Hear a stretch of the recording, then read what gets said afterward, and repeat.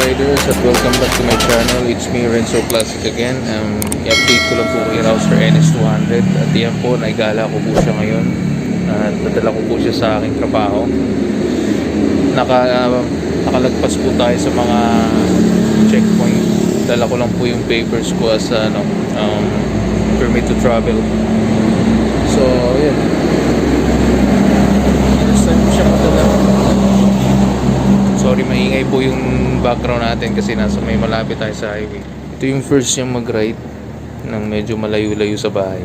Camera holder ko sa helmet wala pa, kaya puro ganito lang muna ang pinapakita ko. The next time na dumating na yun, tatry na natin yung test ride. To tell you honestly, masarap yung feeling na dinadrive siya. Kaya nga nasabi ko last time, first time ko magkaroon ng 200cc na motor, so ang layo, yung difference sa YTX 125 kung malayo. Kasi maganda yung handling niya, and then yung smooth yung pag-shift ng gear. Yung brakes, lalo maganda yung brakes, makapit, lalo pat ABS.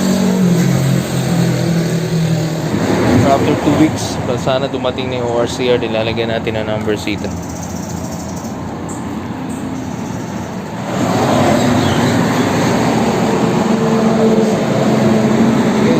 Riders, balikan ko po ulit kayo mamaya at marami pa tayong gagawin. So yan lang po, konting update lang po sa aking Kawasaki Rouser NS200.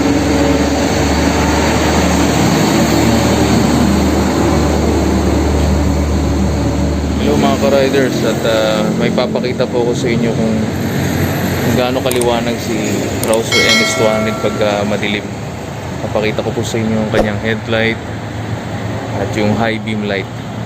So try natin.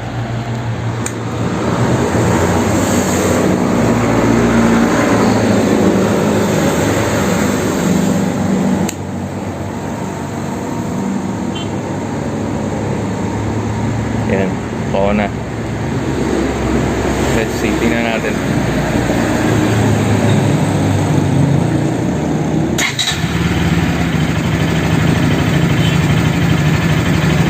Yan mga ka-riders, ganyan kaliwanag.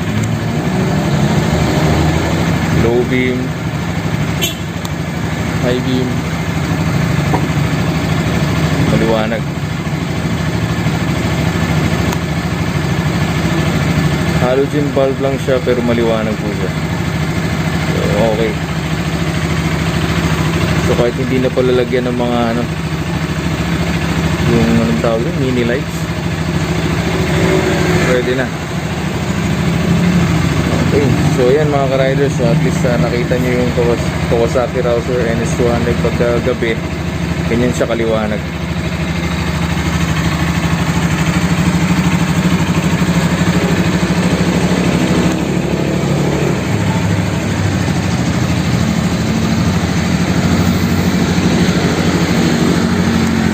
Okay mga ka-riders,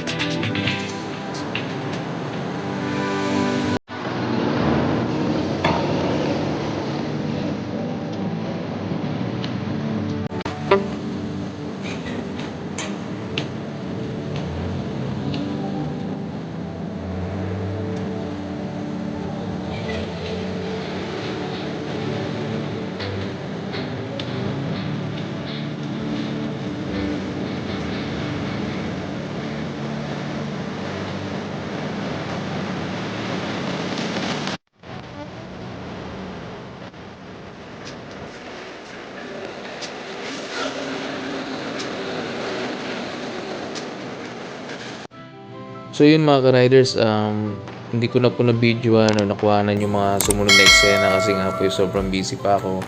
Napakarami ko pong gagawin, mga paperworks na dapat ipasa at isend sa mga boss namin. So yun. And sa susunod na vlog, re-reviewin naman po natin yung technical specifications niya. Papakita ko po sa inyo yung panel niya, panel board niya. And yun, so hanggang dito na lang po muna ulit. And ride safe po mga ka-riders. At sana po nagustuhan nyo yung aking video. And please like, share, and subscribe my YouTube channel. At yan, nagre-ready na ako at maya-maya aalis at bibiyahe ulit. Okay, so thank you for watching mga ka-riders and God bless.